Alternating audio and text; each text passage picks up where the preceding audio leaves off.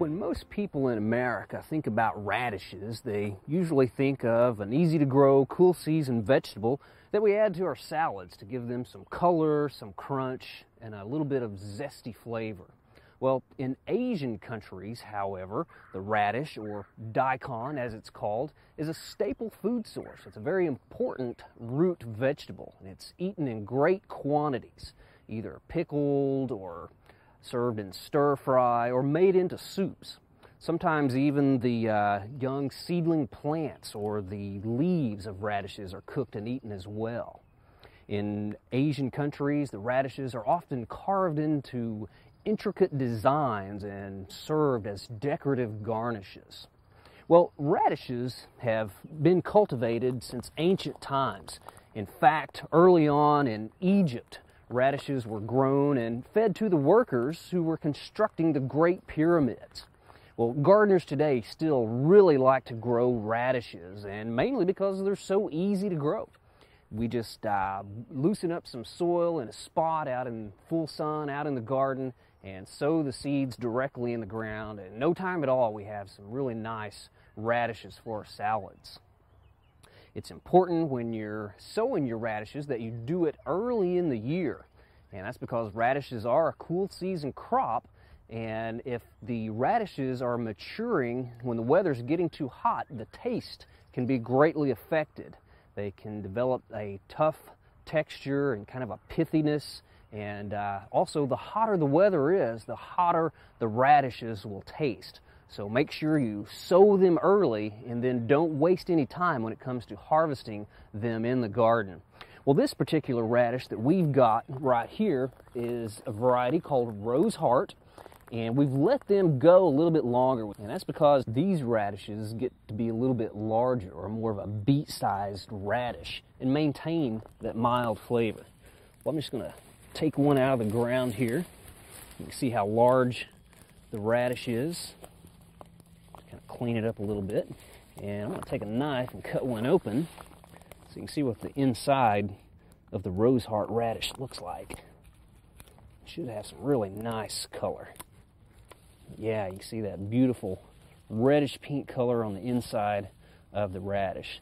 Now, it's interesting that this outer white portion is a little bit hotter than the red center part of the radish. It's not really that hot. It just has sort of a mild bite to it. But really a nice radish. Well, the Rose Heart radish would make a colorful addition to any salad. We use the word daikon to refer to the Asian type radishes. They're usually larger, white-fleshed, and take a little bit longer to mature. We've got several varieties here in our Asian vegetable garden. We've got a few harlequin bugs feeding on our plants, and they're not doing a great deal of damage, but if you've never seen the harlequin bug, we've got some really good examples here. They're very colorful black, white, and orange bugs, and you can see their damage, this sort of scarring or cat facing that they do to the leaves. Well, one particular variety of daikon radish we have right here is the variety Mashigi, and you can see I got most of it when I pulled it out there, but you can see how large this daikon radish is. It's white fleshed, has very mild flavor, the Mashigi does, and it's also very popular daikon in the Asian market. This one is also, again, mild flavored and is originally from Japan. Right over here we have a variety called Okura, and it's also another very popular daikon in the Asian market. And this one's kind of split a little. You can see that we had kind of some tight soil in this spot, so we got a little bit of splitting. We got several legs or fingers to this Okura daikon. Maybe I can find a more representative one nearby here. There we go. That's what they're supposed to look like right there. But very bright white color to the Okura daikon, and this one again is also very popular, has a mild flavor as well. This one has long keeping qualities and is tolerant of viruses and diseases, the Okura daikon radish. Well, those two varieties of daikon radish get to be pretty good size, but over here we have a variety called Sakurajima Mammoth, and this is the largest radish in the world. Now here in our garden, they haven't obtained their full size yet. You can see how big they are, but in Japan, these can actually grow to reach 100 pounds in size, and it still maintains its mild flavor. And this is a radish that is also grown sometimes and used to feed livestock.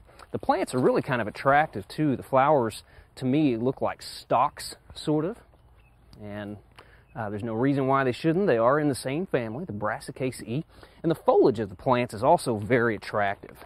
Makes a very nice foliage plant. I think a really attractive plant, these Sakurajima Mammoth daikon radish.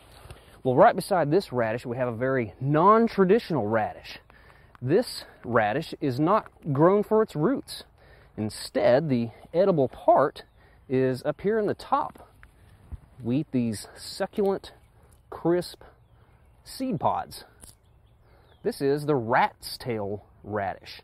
And you can kind of see how it gets its name.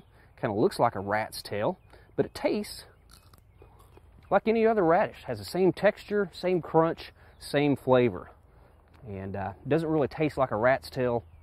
Not that I would know what a rat's tail tastes like anyway, but the rat's tail radish can be eaten raw, can be chopped up, put into salads, and can be pickled, boiled, steamed, eaten a number of ways.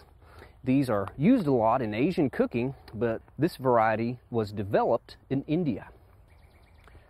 So as you can see, there's a whole world of radishes outside of our traditional small red varieties.